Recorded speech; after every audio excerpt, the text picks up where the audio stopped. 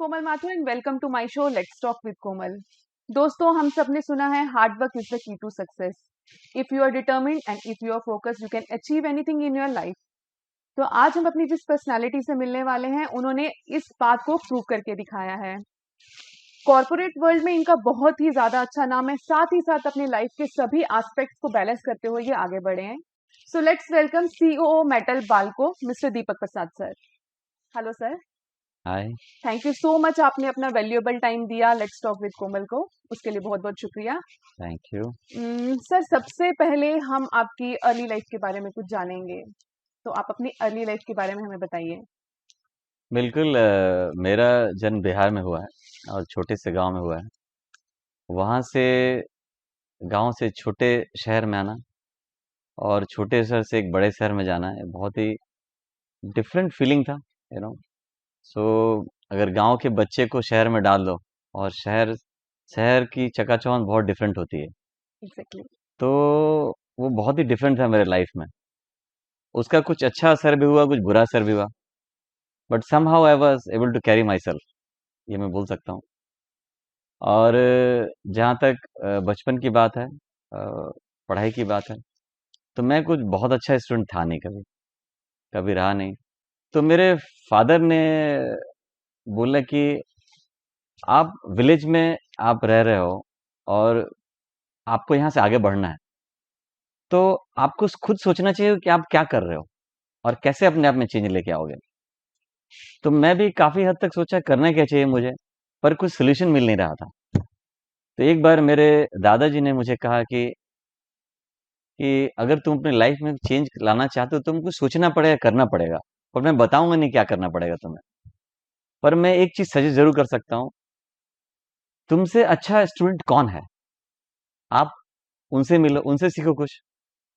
तो मैं सोचा क्या करना चाहिए मुझे। तो उन्होंने बोला क्यों नहीं उसे घर जाके विजिट कर लेते हो आप। ओके। तो मैं एक गांव है बसौनी, धरहरा के पास, वहां गया मैं उनके घर पे। तो उनके उनका घर झोपड़ी झोपड़ी में थे वो, और कैंडल में पढ़ते थे। ओके। वो देखने के बाद, वो समझने, और उनके पिताजी के पास बहुत छोटी सी जमीन थी जिसमें खेती बाड़ी लोग करते थे। वो देखने के बाद मुझे रियलाइज हुआ कि कम से कम ये चीज मेरे घर में नहीं है, लाइट्स है, हर चीज एफ्लुएंट फैसिलिटी। घर है, हर फैसिलिटी है, तो मैं इसको क्यों नहीं कर सकता। और कभी भी दादाजी ने पिताजी ने पढ़ने के लिए नहीं बोला मुझे, हमेशा मुझ पे बोलते थे कि तुम समझो तुमको क्या करना है। And that was the biggest change in my life. And in 6 months of time change myself. So I passed from first division in 10th। वो एक मेरे लिए बहुत बड़ा अचीवमेंट था। फिर कॉलेज में, जैसा मैंने बताया कि इन्फ्लुएंस होता है, तो कॉलेज में somehow I was distracted and I couldn't do well, और मैं सेकेंड डिवीजन से पास हुआ अपने आईएससी में, राइट।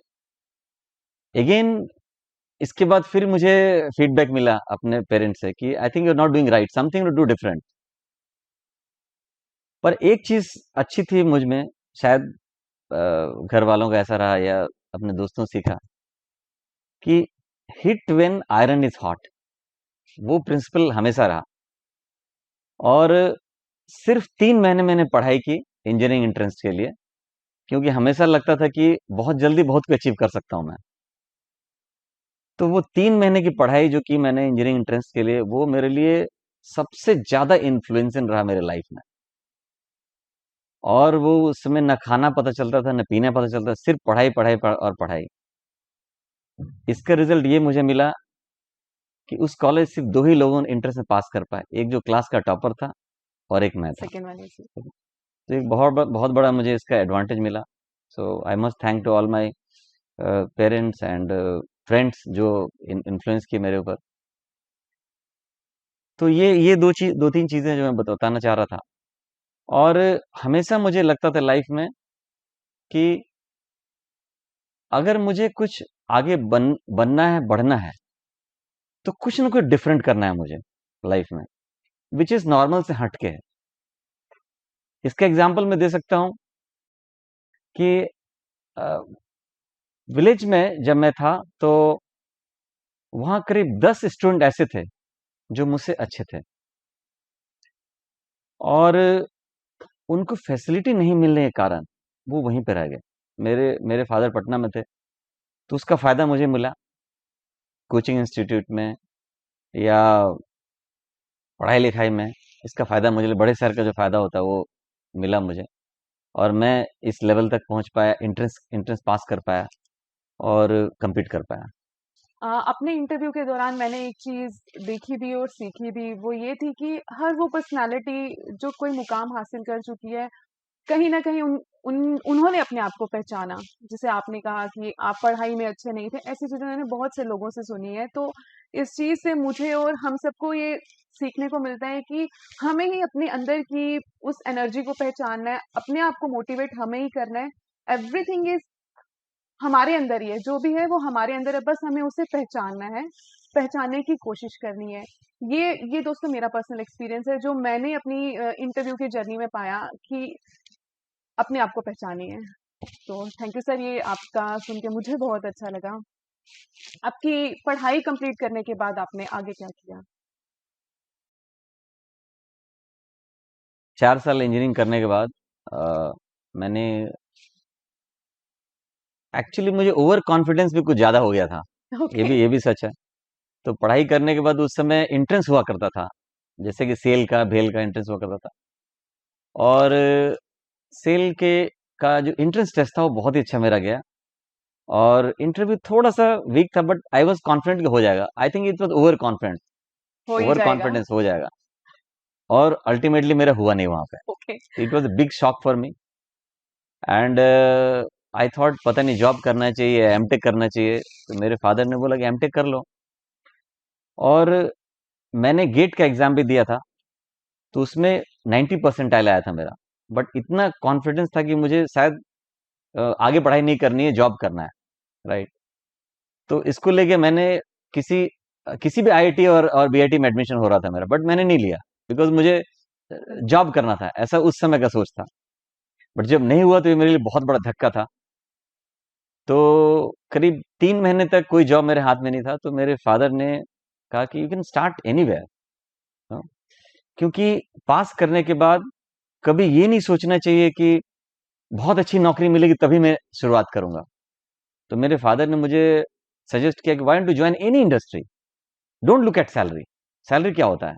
आपको एक्सपीरियंस मिलेगा वो बहुत बड़ी चीज़ होगी आपके लिए। तो मुझे याद है कि मैं एक ईशर एलॉय स्टील्स लिमिटेड में वहाँ पे जॉइन किया, जिसकी सैलरी आज बताऊँगा तो काफ़ी लोग हँसेंगे। उसमें सिर्फ ₹1200 की सैलरी थी, oh, right? But it was only 3 months. 3 महीने में इतना कॉन्फिडेंस आ गया कि then I switch over to एक और कंपनी थी निप्पन डेनवो इस्पात लिमिटेड, वहाँ जॉइन किया।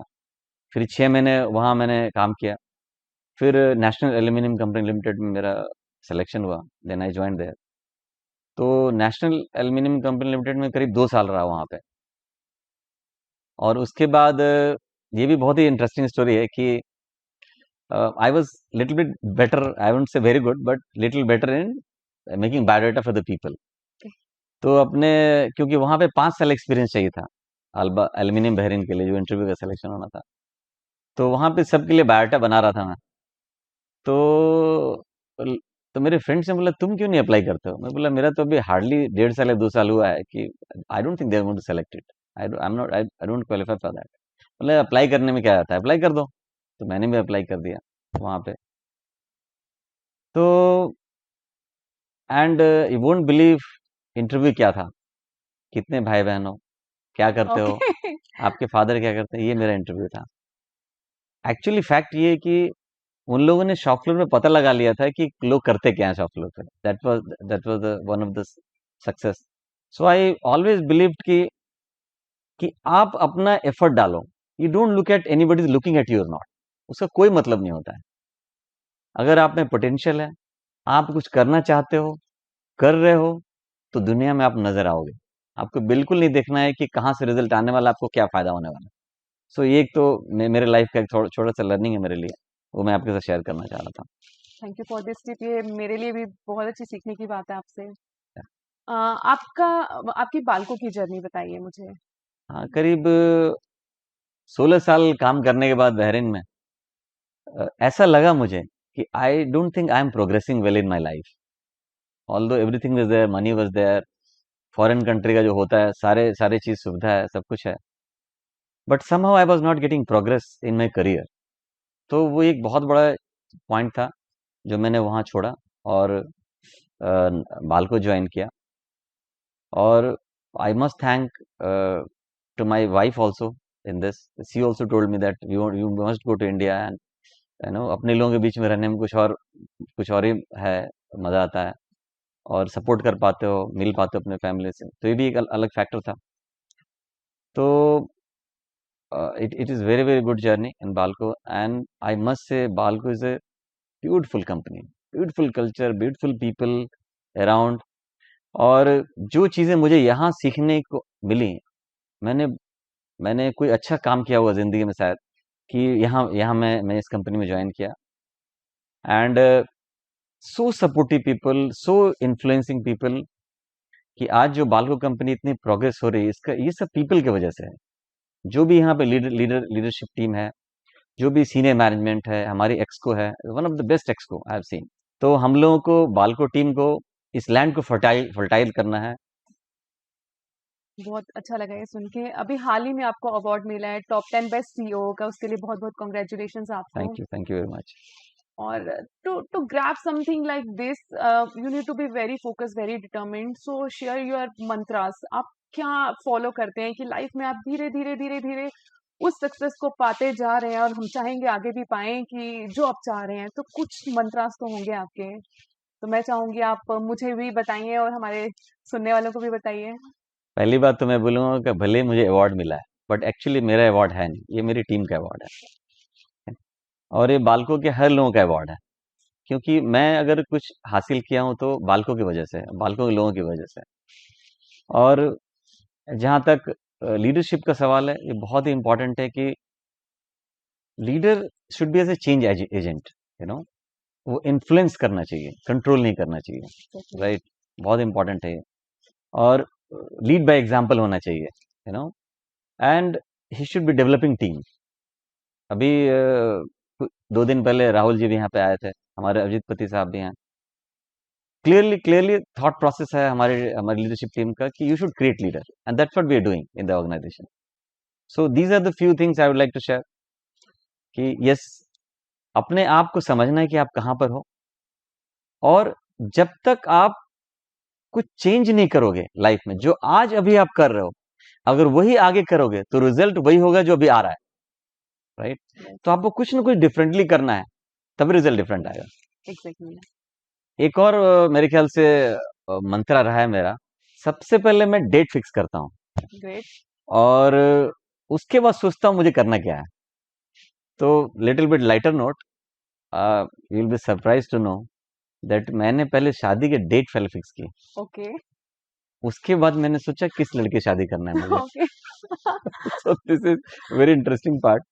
एंड ये चीज मैं हमेशा प्रोफेशन में लेके आ गया। मैं, लोग मेरे जितने भी कलीग्स हैं, जूनियर से, थोड़े बहुत परेशान रहते हैं मुझसे, बट लेटर दे रियलाइज कि डेट कितना इंपॉर्टेंट होता है लाइफ में, पहले फिक्स करना है।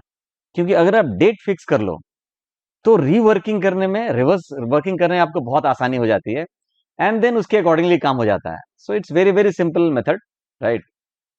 और एक और चीज बोलूंगा कि जैसे मैं आपके पास अभी आया हूँ, आपसे बात कर रहा हूँ, I am here only, I live in this pocket only, pocket of the time frame, and I will not think anything else, so that I can give best here.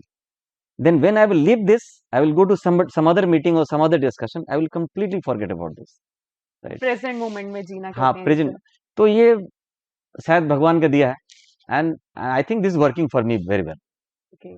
This everybody has to work their own way, but ये मेरे लिए बहुत अच्छा काम करता है। वाह, great.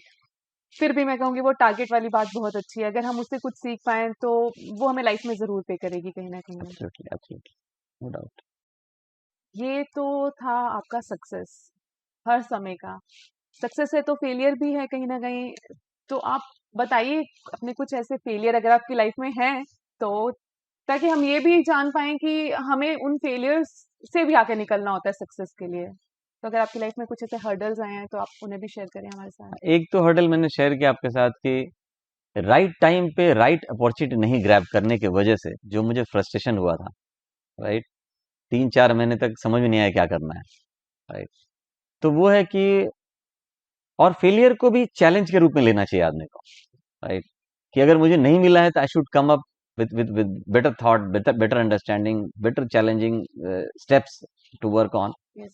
तो वही आई थिंक एक वो मेरे ख्याल से एक बहुत बड़ा सेटबैक रहा था जब मैंने डिसाइड किया कि मैं एमटेक नहीं करूंगा और मैं नौकरी करूंगा, बट ओवर कॉन्फिडेंस के वजह से वो अपॉर्चुनिटी छूट गई मेरी, right. But nevertheless I came out as a better person and let's say better human being after that, and I was able to drive it my career further. Yes, absolutely. आपकी life की journey में जहाँ पे आप step back हुए, जहाँ आपको लगा कि आई फील लाइक नहीं हो रहा है मुझसे, डिमोटिवेट फील किया, वो क्या था जिसने आपको मोटिवेट किया आगे आने के लिए, कुछ नया करने के लिए, ये जानने के बाद भी काफी टफ है, काफी चैलेंजिंग है, बट मुझे करना है, एक कोई सपोर्टिव कौन है आपकी लाइफ में वो? I would say I must give credit to my parents and my wife. You know, she is always influential to my thought process. And कभी भी ऐसा मुझे लगा कि मैं नहीं कर पा रहा हूँ या कुछ सोल्यूशन नहीं निकल पा रहा है, वो हमेशा एक चीज बात बोलते हैं कि आदमी को सोचना चाहिए, कभी भी ब्रेक लो, break your things, you know. आप पहले बैठ जाओ, आराम से सोचो पहले अपने बारे में, भूल जाओ कि क्या हुआ पास्ट में, you know. This will help you to rejuvenate and rethinking and नई चीज सोच सकते हो आप, राइट। तो मेरे ख्याल से उनका एक मंत्र है जो मैं हमेशा फॉलो करता हूँ, and she is pushing me, no doubt about it. Great, this is something again मैं अब जो सीख रही हूँ, जो मैंने सुना है, मैंने इस चीज को पहले भी अपने एक ऐसी पर्सनालिटी से जाना था कि ब्रेक लेना चाहिए, फिर अपनी पूरी एनर्जी को इकट्ठा करके फिर सोचना चाहिए कि अब आपको फर्दर आगे क्या करना है। आपकी बीइंग सीईओ, आपके क्या प्लान्स हैं आगे बालको के लिए, आप क्या मैसेज देना चाहते हैं? Well, I think Balco in very safe hand with the team what is around. It's only that people must realize and think कि अगर 8 घंटा कंपनी में काम कर रहा है तो उसका रिजल्ट क्या आ रहा है। बहुत इंपॉर्टेंट है ये चीज। हम जो 8 घंटे या 10 घंटा कंपनी में काम करते हैं, वी मस्ट थिंक कि उसमें से जितने भी डिसीजंस लिए हमने 8 घंटे में या थॉट प्रोसेस बनाया, वो कितना एक्चुअली रिजल्ट में कन्वर्ट हो रहा है, राइट। जैसे ये सोचेंगे हम लोग, हमारी जो डिसीजन मेकिंग कैपेबिलिटी है और अंडरस्टैंडिंग बहुत इन्फ्लुएंशियल और आगे बढ़ जाएगी, right. So we should be productive. वो 80-20 रूल्स को बोलते हैं, 20% एफर्ट में 80% रिजल्ट। वो तो यूनिवर्सल सत्य है जो हमको सबको फॉलो करना है, राइट। और वो बहुत इंपॉर्टेंट है। और हर आदमी में कुछ न कुछ टैलेंट होता है, हर आदमी में टैलेंट होता है। जरूरत है उसको ब्रश अप करने की, पहचानने की और उसको लेके आगे बढ़ने की। Being CEO of this company, आपका वर्किंग लाइफ काफी आपकी हेक्टिक रहती होगी, जैसे कि हम जानते हैं, आपने बताया कि इस कंपनी को आगे लेके जाने के लिए सबको बहुत हार्ड वर्क करना पड़ा, आपको भी कहीं ना कहीं बहुत हार्ड वर्क करना पड़ता होगा, तो आप अपनी वर्क लाइफ और अपनी पर्सनल लाइफ को कैसे बैलेंस करते हैं? हाँ, ये तो बहुत इंटरेस्टिंग क्वेश्चन है कि कैसे आप टाइम मैनेज करते हैं। टाइम एक्चुअली हर आदमी के पास होता है, उनको निकालना पड़ता है, बहुत इंपॉर्टेंट है। अननेसेसरी एक्टिविटीज में जिसमें कोई ज्यादा रिजल्ट नहीं आ रहा हो, वहां अपना टाइम लगा रहे हैं आप, राइट। तो ये थोड़ा आपको डिसाइड करना पड़ेगा कि आपको क्या करना है और आपकी टीम को क्या करना है। आपको एक बाउंड्री बनानी पड़ेगी, right. That's what we are trying to do. I am not perfect, still there is lot of you know lot of time I spend in the plant and there is unbalance होता है। और actually कभी आज balance हो नहीं सकता, ये सच है। ये सब कहने वाली बातें हैं कि लोग बैलेंस कर पाते हैं, हाँ, बट थोड़ा तो इन्फ्लुएंस, इट्स मैटर कि how do you drive and how do you come to the best level, that's very very important. आजकल नया थॉट प्रोसेस है कि it's work life integration, you know, that people are also talking about that. But I must say you enjoy, that's more important thing. You love your work, you love your family, you love your personal passion is very very important, and try to balance best, do best, well, that's what I can say. कुछ आपकी hobbies इतने heavy tight schedule में रहने के बाद आपकी भी कुछ हॉबीज होंगी जिन्हें आप पूरा करते होंगे या पूरा करने की कोशिश करते होंगे? हम्म, 3 चीजें हैं जो मेरे ख्याल से मैं बचपन सोचता था कि कभी टाइम मिलेगा तो ये करूंगा। पहली चीज जो मैंने आपको बताया स्टूडेंट लाइफ के बारे में, जहाँ से करीब 10 स्टूडेंट ऐसे थे जो मुझसे बेटर थे पढ़ने में, बट वो नहीं आ पाए। उसका वजह था अपॉर्चुनिटी, उनको अपॉर्चुनिटी नहीं मिली आगे बढ़ने की। ये चीज़ें मेरे दिमाग में बहुत पहले से थी। तो करीब 3 साल पहले बालकों में मैंने प्रोजेक्ट कनेक्ट के नाम से एक परियोजना शुरू की थी, जिसमें करीब 50 एग्जीक्यूटिव बालकों के इन्वॉल्व हैं आज के डेट में, और करीब 300 स्टूडेंट्स पढ़ाई कर रहे हैं उसमें।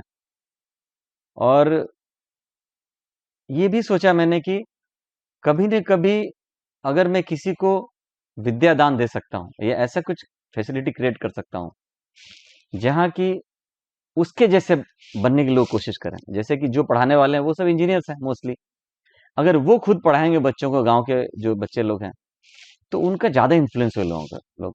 और आपको जान के बहुत खुशी होगी कि उनमें से अभी तक 8 लोग इंजीनियरिंग में कम्पीट करके जा चुके हैं यहाँ से। ग्रेट। थोड़ा सा कोविड के टाइम में सेटबैक लगा मुझे, क्योंकि नहीं कर पा रहे थे हम लोग। 3 स्कूल में शुरू किए थे हम लोग, और टोटल बालकों के 11 स्कूल में हम लोग करना चाहते थे इसको। बट करीब 2 महीने पहले हम लोग ऑनलाइन क्लासेस शुरू किया है अभी, right. So it's going very well now. और उसको और स्टूडेंट्स को कनेक्ट करना है हम लोग को।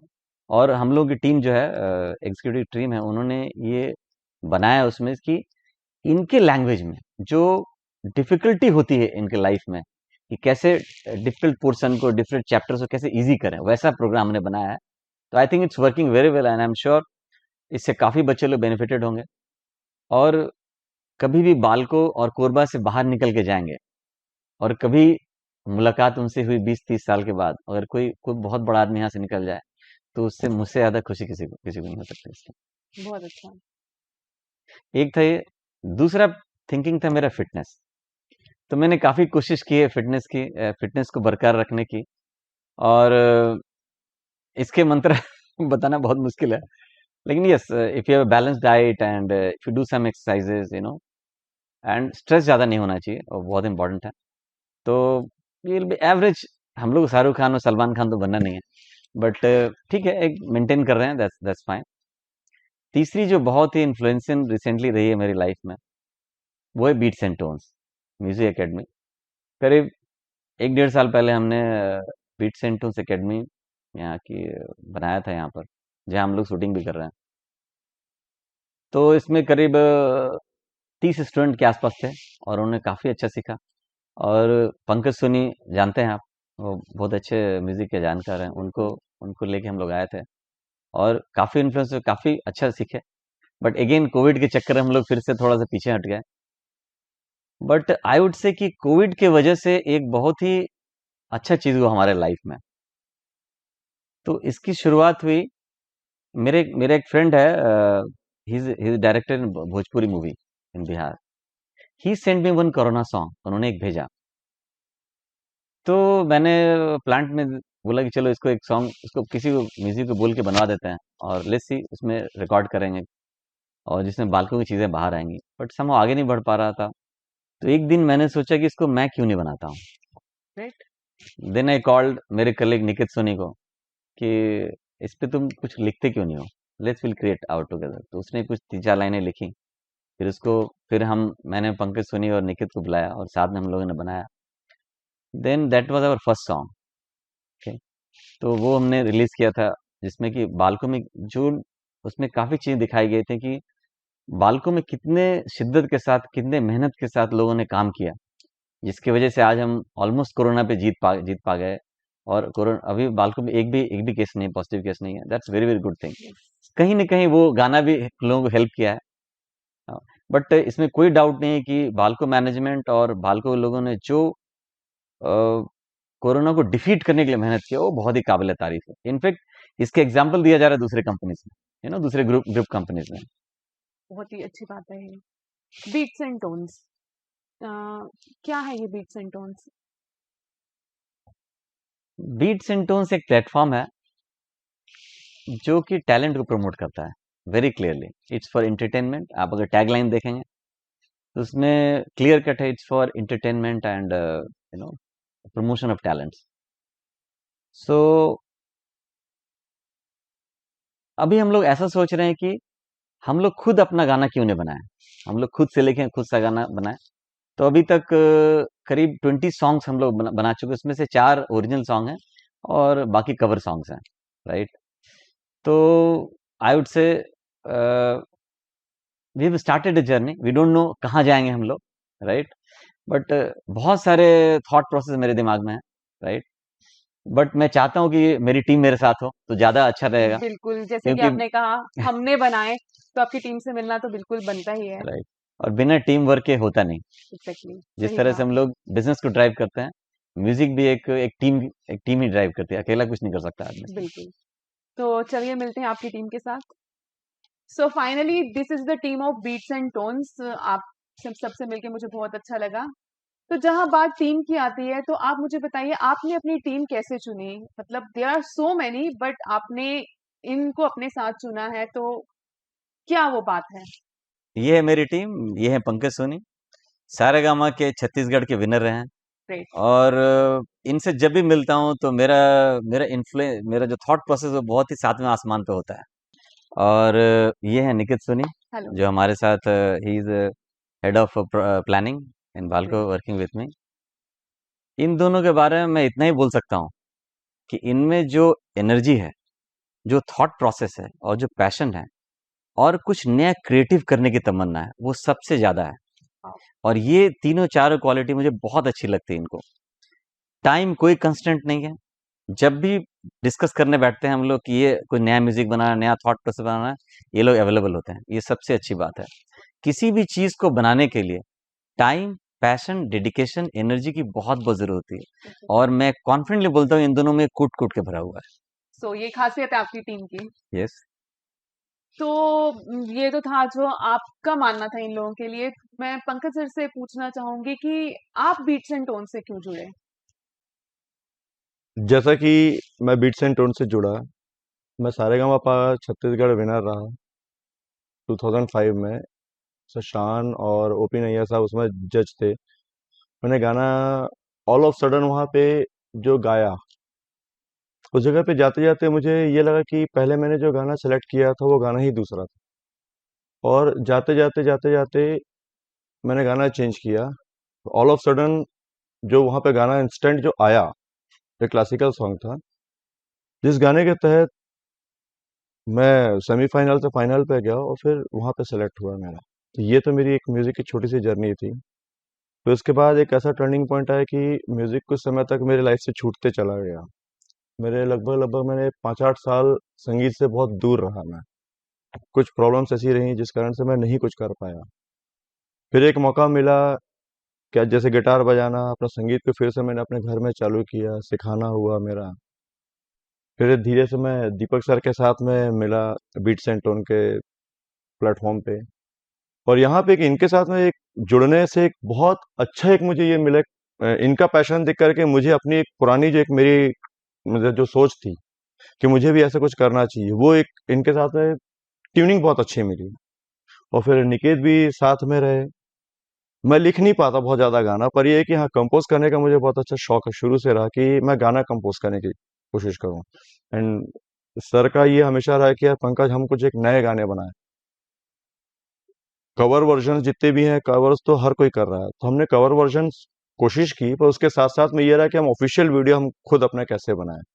तो कोशिश हमारा बीट्स एंड टोन प्लेटफॉर्म पे ये रहा है कि हम अपने ओरिजिनल गाने हम यहाँ पे प्रस्तुत करें।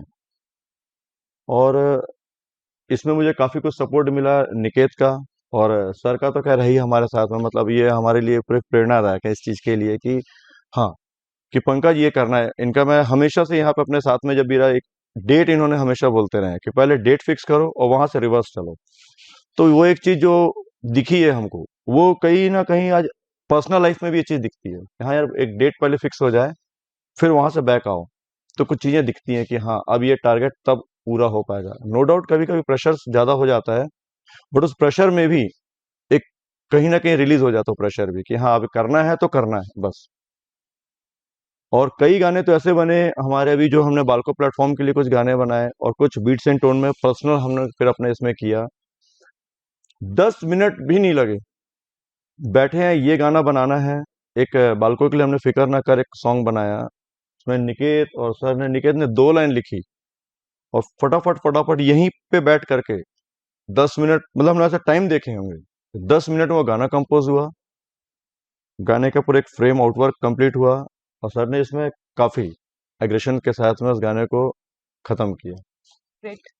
तो टीम वर्क तो नो डाउट बहुत अच्छा है इस चीज के लिए। और निकेत जी, आप बीट्स एंड टोन से क्यों जुड़े? दीपक सर का एक बार मेरे पास कॉल आया कि निकेत, हम बालको में म्यूजिक के लिए क्या कर रहे हैं? गाना तो सभी गाते हैं, हर कोई अपने अपने घर में एक तरीके से सिंगर है, बट हम इसको आगे कैसे बढ़ा के लेके जाए और टैलेंट को कैसे नर्चर करें, तो हम करना क्या चाहते हैं इसमें? तो दीपक सर ने मुझे कंसेप्ट दिया कि क्यों ना हम एक म्यूजिक रूम बनाएं। आज हम जिस रूम में बैठे हैं, ये क्लब का एक टीटी रूम हुआ करता था। एग्जैक्टली। यहाँ पे छोटी सी पार्टीज होती थी, 10-12 लोग की गैदरिंग हो जाती थी, टीटी खेलते थे, कभी किसी का मन किया खेले, कभी किसी के मन के नहीं खेले। इट्स लाइक कि यहाँ पे कुछ ऐसा हैपनिंग था नहीं इस रूम पे।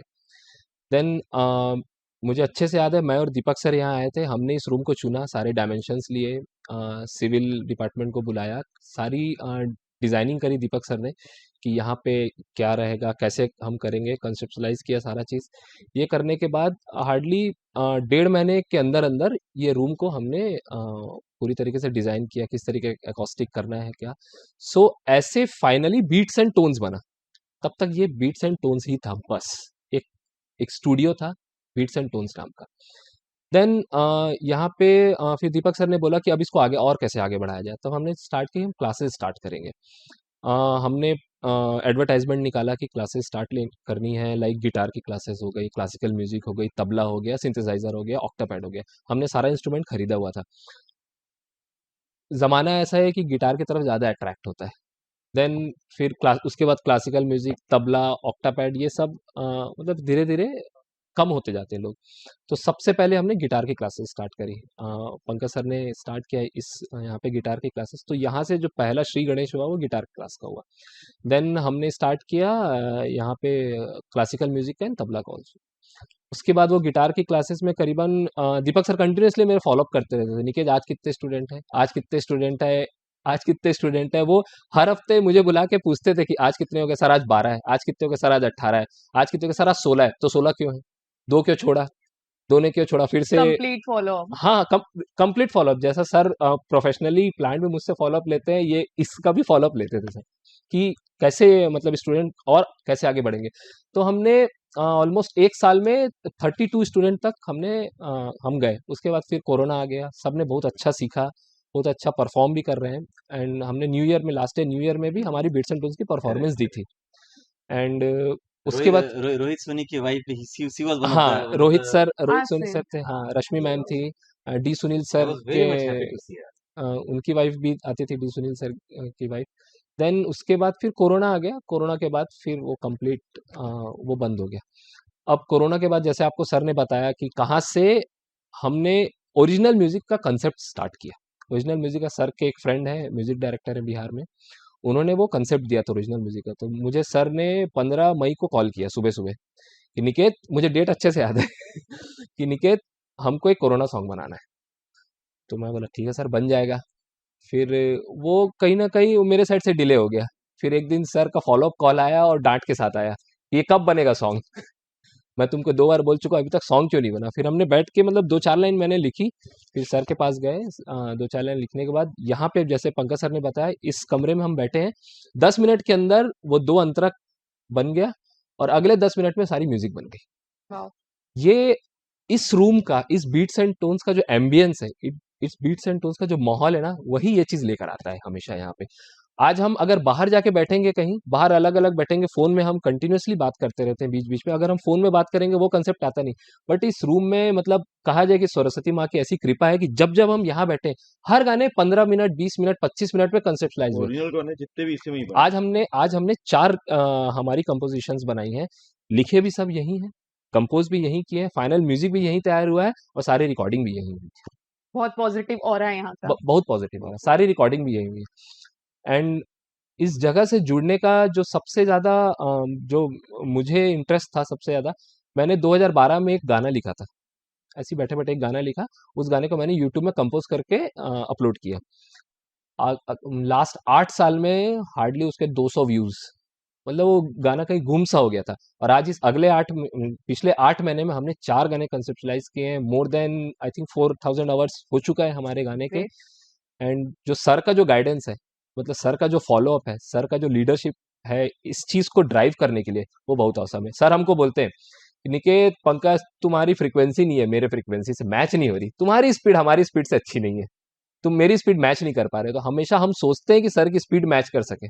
तो हम हमेशा कोशिश करते हैं कि वो फ्रीक्वेंसी, वो स्पीड मैच कर सके, ताकि बहुत अच्छे से ये चीज़ ड्राइव हो सके। और आई एम श्योर कि अभी आज हमने 4 गाने निकाले हैं, अगले 1 साल में कुछ नहीं तो हम 20 से 25 गाने और निकालेंगे। ग्रेट।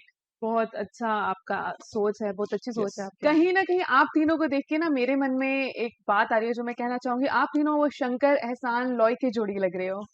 तो क्या कहेंगे आप अपनी ये 3 लोगों की जोड़ी के बारे में? मेरे ख्याल से उस लेवल की बात अभी नहीं करनी चाहिए, बट इसमें कोई डाउट नहीं है। The kind of passion we have, the kind of thinking we have, the kind of thought process we have about the music, अगर भगवान ने चाहा तो हम बहुत आगे जा सकते हैं, पर बिल्कुल। हमको कोशिश करनी है। पता नहीं ये जो पैशन प्रोफेशन में बदले या नहीं बदले कह नहीं सकता मैं, बट पैशन तो रहेगा पक्का, इसमें कोई डाउट नहीं है। तो the way we are organize right now, और हमारे पास 7 सिंगर हैं अभी बालको के जुड़े हुए हैं यहाँ पे, और सब पैशनेट हैं। आपने कवर सॉन्ग पे कुछ कवर सॉन्ग देखे होंगे, and I keep on challenging everyone कि कुछ ओरिजिनल सॉन्ग तुम लोग सोच के आओ, अगला रिकॉर्ड करेंगे तुम्हारे हिसाब से हम लोग, right? So let's see how we goes about it. Great. मेरी बेस्ट विशेस आपके साथ हैं। मैं there are so much to do, फिर भी आपने म्यूजिक कंपोज करने के बारे में सोचा, तो ये थॉट आपके माइंड में कैसे आया? ये एक्चुअली आज का नहीं है। मैं कॉलेज में, अगर मेरे आप किसी भी कॉलेज फ्रेंड से पूछेंगे, दीपक गाने के बारे में क्या बात करते हो, इट कैन नॉट हैपन, दूर दूर तक रिश्ता नहीं है इसका। बट एक लड़का था अमित, वहाँ पे ही used to play Casiotone and he used to play flute also. Right now he is in US. तो कभी न कभी मुझे लगता था शायद मैं कुछ कर सकता हूँ, और मेरी पहली नौकरी में 1200 रुपये मुझे मिले, और उस 1200 का सीधा कैसियोटोन मैंने खरीद लिया। क्या बात है। ये था मेरा पहला उसका म्यूजिक के बारे में। कुछ कुछ अपने सीखता रहा, पर ऐसा कुछ कभी नहीं सोचा कि आगे बढ़ेंगे। हालांकि बहरीन में मैंने जेम का सिंथेसाइजर भी खरीदा था, कुछ गाने बनाए भी थे, लेकिन कभी भी ये नहीं सोचा था कि उसको पब्लिश करूंगा या कुछ करूंगा। पर I think I must give credit to my team that इन लोगों के पैशन के साथ मेरा पैशन जुड़ गया, और अभी तो sky is the limit, yes, exactly, वहां स्काई खींच इज के द ले जाना है लिमिट। अपने को। बिल्कुल। क्या फ्यूचर प्लान्स हैं आपके बीट्स एंड टोन्स को लेकर? एब्सोल्युटली।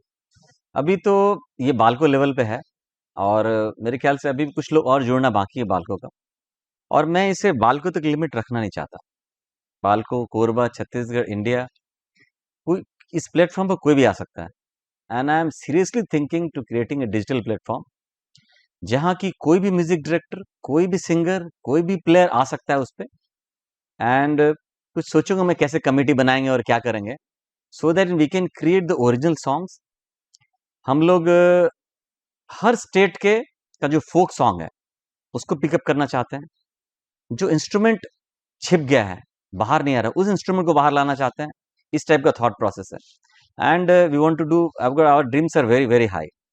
धीरे धीरे कॉन्फिडेंस बढ़ते बढ़ते वो ड्रीम भी हाई होता जा रहा है। वी डोंट नो कहाँ तक पहुंचेंगे, बट काफी काफी थॉट प्रोसेस है। Let's see how it goes, but one thing is sure, we are going to make very big, no doubt about it. Absolute. जिस तरह की आपकी सोच है, जिस तरह का आपका परसेप्शन है, मुझे पूरा यकीन है आप जो कह रहे हैं वो ज़रूर करके दिखाएँगे। तो आप जैसे आप म्यूज़िक कंपोज़ कर रहे हैं, आई एम श्योर आप इतना हाई सोच रहे हैं, तो कुछ ना कुछ अभी आपके माइंड में चल रहा होगा अपनी नेक्स्ट कंपोज़िशन को लेकर। तो उस चीज़ के बारे में आप मुझसे शेयर कीजिए। बिल्कुल, मेरे ख्याल से करीब हम लोग एक्चुअली 4 प्रोजेक्ट पे अभी काम कर रहे हैं, और जो सबसे जो लेटेस्ट अब रिलीज करने वाले हम लोग मोस्ट प्रोबेबली नेक्स्ट वीक, वो है छत्तीसगढ़ी सॉन्ग। क्या बात! I am very much excited toward this. हम लोगों ने गाना लिखा है यहीं पे, आई थिंक 4-5 दिन पहले मैंने पूरा गाना लिखा और उसको कंपोज़ भी किया और मेरे ख्याल से गाना रेडी है और थोड़ी बहुत उसका स्क्रैच म्यूज़िक सुना सकता हूँ आपको अगर आप चाहें So सुनना on चाहें my तो। request, I would like to listen. Please, आप कुछ सुनाइए अपने नई कंपोजिशन के बारे में। Sure absolutely absolutely. रायपुर के टूरी तोर माया पागल हवे जात मोरा दिल कभी मोला कैतस्ते एती मिल कभी मोला कैतस्ते उती मिल रायपुर के टूरी तोर माया पागल हवे जात मोरा दिल।